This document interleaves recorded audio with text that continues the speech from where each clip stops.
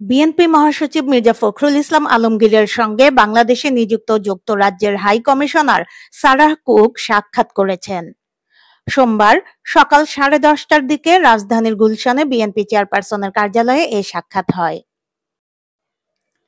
সাক্ষাৎকালে মির্জা ফখরুলের সঙ্গে ছিলেন বিএনপির স্থায়ী কমিটির সদস্য ও চেয়ারপারসনের পররাষ্ট্র বিষয়ক উপদেষ্টা কমিটির সদস্য ডক্টর আব্দুল মঈন খান এবং বিএনপির সাংগঠনিক সম্পাদক ও চেয়ারপারসনের পররাষ্ট্রনীতি বিষয়ক বিশেষ সহযোগী উপদেষ্টা কমিটির সদস্য শামা ওবায়েদ। সাক্ষাৎকারটিতে রাজনৈতিক স্বার্থ সংশ্লিষ্ট ইস্যুতে আলোচনা হয়েছে, তবে এ বিষয়ে পরবর্তীতে সংবাদ সম্মেলনের মাধ্যমে বিস্তারিত জানানো হতে পারে বলে জানিয়েছে বিএনপি সূত্র।